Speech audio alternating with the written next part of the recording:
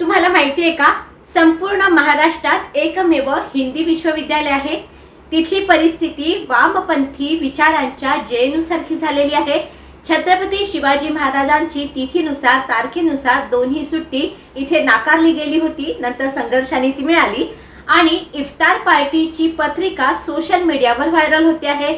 इथे महाराष्ट्रीयन कर्मचारी आणि विद्यार्थी कमी आहेत, बोटावर मोजण्या इतके. त्यामुळेच इथला प्रकार बाहेर येत नाही. नमस्कार, मी स्नेहल जोशी. मी विदर्भात कार्यरत आहे आणि मी सुदर्शन मराठीची पत्रकार आहे. विद्यापीठ म्हणजे केवळ विटा सिमेंटची इमारत नसते, ती राष्ट्राची विचारशाळा असते. इथून पदविका घेऊन निघणारी विद्यार्थी भावी पिढी देश चालवणारी असते. म्हणूनच विद्यापीठ कोणते विचार पेरले जातात त्यावर विद्यार्थ्यांचे आणि राष्ट्राचे सुद्धा भवितव्य अवलंबून असते. पण जेव्हा हाच परिसर घोषणा, गटबाजी आणि राष्ट्रविरोधी चळवळींचे केंद्र बनतं, तेव्हा हे विद्यापीठ काय कामाचं असा प्रश्न पडतो. या विद्यापीठाची सर्व कमान राष्ट्रपतींच्या हाती आहे. येथील कुलगुरू राष्ट्रपतींच्या अधिपत्याखाली काम करतात. त्या विद्यापीठात रंजक कहाण्या ऐकल्यानंतर असे विद्यापीठ नसते तर बरं झालं असतं असं वाटतं. 212 एकर एवढा विस्तीर्ण परिसर आहे. 8 वसतिगृह आहेत. देश विदेशातील विद्यार्थी इथे शिक्षण घेत असतात. वर्धेतील महात्मा गांधी आंतरराष्ट्रीय हिंदी विश्वविद्यापीठ येथील कुलगुरू कोणत्या ना कोणत्या प्रकरणात सतत वादग्रस्त ठरत आले आहे. दिल्लीतील जवाहरलाल नेहरू विद्यापीठ जेएनयू वादग्रस्त घटनांनी कुप्रसिद्ध आहे. तसेच त्यांच्या पावलावर पाऊल ठेवत महाराष्ट्रात असलेले हे एकमेव विदर्भातले महात्मा गांधी आंतरराष्ट्रीय हिंदी विश्वविद्यापीठ हे सुद्धा संशयाच्या भोवरात. हिंदी भाषा, भारतीय संस्कृती आणि राष्ट्रभक्तीचा प्रसार व्हावा या उद्देशाने स्थापन झालेले हे स्थानिक इतिहासाला नाकार देणारे विद्यापीठ आहे. महाराष्ट्राच्या भूमीत राहून मराठी मातीत श्वास घेऊन इथल्या जनतेच्या कराच्या पैशातनं चालणारं विद्यापीठ छत्रपती शिवाजी महाराजांची जयंतीची सुट्टी न दिल्याने इथल्या विद्यापीठात शिवभक्तांनी त्रागा केला होता. केंद्र सरकारने ती देण्याची परवानगी न देण्याची परवानगी विद्यापीठाला सांगितलं आहे असं म्हणण्यात आलं होतं. छत्रपती शिवाजी महाराजांची सुट्टी ही मागच्या वर्षी देण्यात आली होती हे सांगावंसं वाटतं. विद्यापीठात जवळपास 15 वर्षांच्या पूर्वी अफजल खानाच्या वधाचं नाटक मूळ संहिता बाजूला ठेवून व्यंगात्मक पद्धतीने सादर केलं होतं. तो विषय देखील सुदर्शनने आपल्या पुढे ठेवलेला आहे. लल्लाचं अयोध्येतल्या मंदिराचं लोकार्पणाचा जल्लोष संपूर्ण देशात होता, तेव्हा विद्यापीठाने काय गोंधळ घातला होता ते सुद्धा सुदर्शनने आपल्या पुढे ठेवलेलं आहे. विद्यापीठात छत्रपती शिवाजी महाराजांचं साहित्य उपलब्ध नव्हतं, ते सुद्धा संघर्षाने मिळवावं लागलं. छत्रपती शिवाजी महाराजांसाठी हे नेहमीच उदासीन असलेले, ऐतिहासिक व्यक्तिमत्वासाठी उदासीन असलेले हे जे विद्यापीठ आहे, हे विद्यापीठ राष्ट्रीय कसे असा प्रश्न इथे निर्माण होतो. पावलोपावली मराठीचा अवमान केला जातो. विदर्भ सोडा, महाराष्ट्रातील अधिकारी कर्मचाऱ्यांची संख्या ही अगदी मोजकी, त्या मोजक्यांचाही अवमान इथे सातत्याने होतो.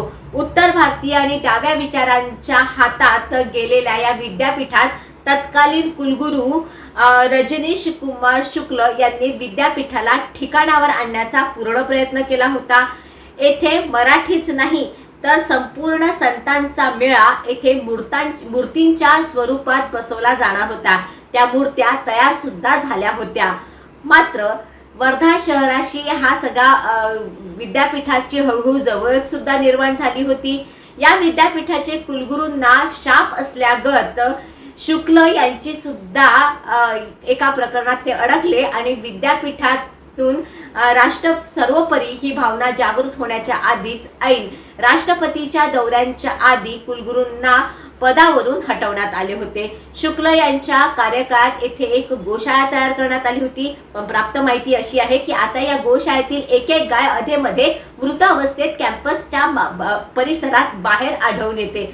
आता नव्या कुलगुरू कुमुद शर्मा यांच्या कार्यकाळात तर इफ्तार पार्टीचे आयोजन होते आहे असल्याच्या पत्रिका ज्या आहेत त्या व्हायरल होत आहे. सुदर्शन न्यूज, स्थानिक राष्ट्रवादी पत्रकार, हिंदुत्ववादी संघटनांनी विद्यापीठ प्रशासनावर टीका सुरू केली आहे.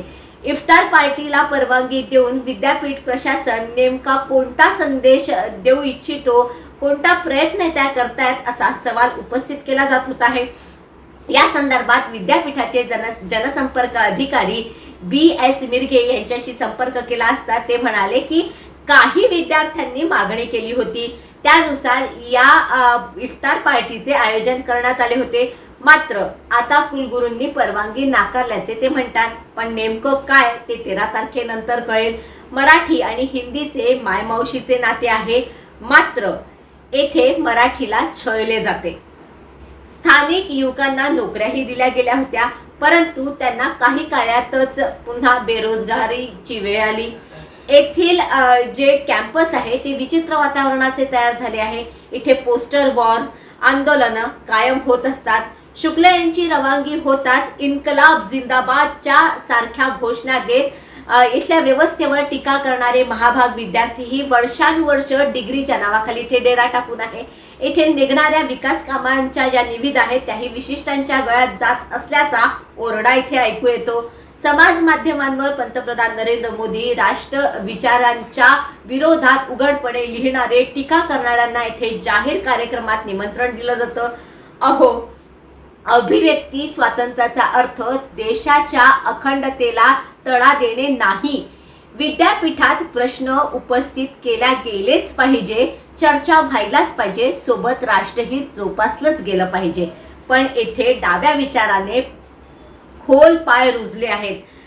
राष्ट्रहित विचारधारेच्या विरोधात कायम चळवळी सुरू असतात. इथे एक प्रकरण छुपा अजेंडा राबवला जातोय का असा सुद्धा प्रश्न येतो. आणि आता बिनधास्त सवाल, शिक्षणाच्या बाबतीत कुठेही कमी नसलेल्या या विद्यापीठाकरिता केंद्र सरकारने डोळे उघडण्याची वेळ आली आहे का?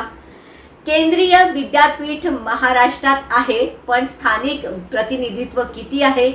राष्ट्रहित आणि सांस्कृतिक सन्मान यांना संतुलन राखलं जातंय का? अभिव्यक्ती स्वातंत्र्याच्या नावाखाली राष्ट्रविरोधी भूमिकांना व्यासपीठ दिलं जातंय का? हे प्रश्न देशविरोधी नाही. हे प्रश्न विचारणे म्हणजेच राष्ट्रहिताची काळजी करणे होय.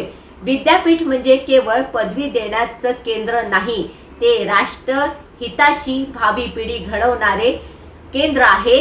म्हणून हा प्रश्न आहे. इथे विचारांचं मंथन चालतं की विचारधारेचं ध्रुवीकरण? आता तुमच्यापर्यंत या विद्यापीठाचा हा घोळ याआधी कळला असेल तर तो मला नक्की सांगा आणि सुदर्शन मराठीला फॉलो करत रहा. जय हिंद.